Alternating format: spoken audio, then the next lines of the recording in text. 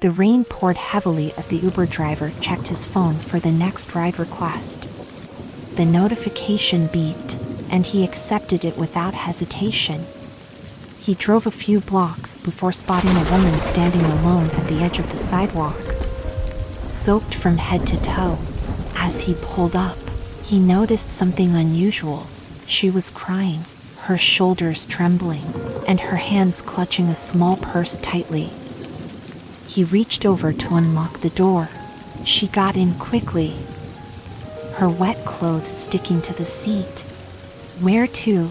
he asked, glancing at her through the rearview mirror. Her voice was barely above a whisper. "Just drive for now. I'll tell you where later." Her eyes stayed down, avoiding any contact. The driver hesitated but nodded, starting the ride. The silence in the car was heavy, broken only by the sound of raindrops hitting the windshield. He drove through the city streets, watching as the lights blurred through the water-streaked windows. After a few minutes, he spoke gently. "Are you okay?" She let out a shaky breath, wiping her eyes with her sleeve. "Not really," she admitted. "I just need to get away from here." His hands tightened on the steering wheel. "From someone?" he asked cautiously. She hesitated before nodding. He didn't push further, respecting her silence, but he kept his eyes on the road, his thoughts racing. Something wasn't right. After what felt like an eternity, she finally spoke. "Take me to the bridge outside the city." His heart skipped a beat. He knew that bridge. It was isolated, quiet, and far from the busy streets. A cold feeling settled in his chest. He glanced at her through the mirror again. Her face was pale, her lips pressed tightly together. "Are you sure?" he asked, keeping his voice steady. "It's far, and it's still raining." She nodded, staring out the window. "Yes, just take me there." The driver felt his pulse quicken. Something inside him told him he couldn't just drop her off and drive away. He cleared his throat, trying to keep the conversation going. "I know I'm just a driver, but if you need someone to talk to, I'm here." She let out a bitter laugh. "Talking won't change anything."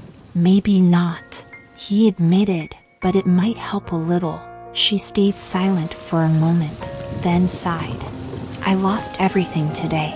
My job, my home, and the only person who ever cared about me." His chest tightened. "That's a lot to handle all at once." She nodded, tears welling up in her eyes again. "I don't see the point anymore." Her voice broke on the last word. The bridge was only a few miles away now. He knew he had to do something. "Listen," he said, choosing his words carefully. "I don't know your whole story, but I know what it's like to feel lost. And I know this feeling tells you there's no way forward. But feelings lie. There is always a way forward." Her breathing was uneven. "How do you know that?" "Because I've been where you are," he said. "I was ready to give up once too, but I didn't, and now I get to be here, talking to you. Maybe that's not much, but maybe it means something." She looked at him then, really looked at him, as if seeing him for the first time. The rain outside had slowed to a drizzle, the sky still dark and heavy. The bridge was just ahead. The driver slowed the car, but instead of stopping, he pulled over just before reaching it. He turned to face her. "I'll wait here with you. You don't have to be alone." Tears spilled down her cheeks, and for the first time since she got into the car, she let out a deep breath as if she had been holding it in for too long. "Thank you," she whispered. They sat in silence, the weight of her pain still present but no longer unbearable. The storm outside had begun to clear, and somewhere in the distance, the first light of dawn was beginning to break through the clouds. She wasn't ready to go just yet. And for now, that was enough.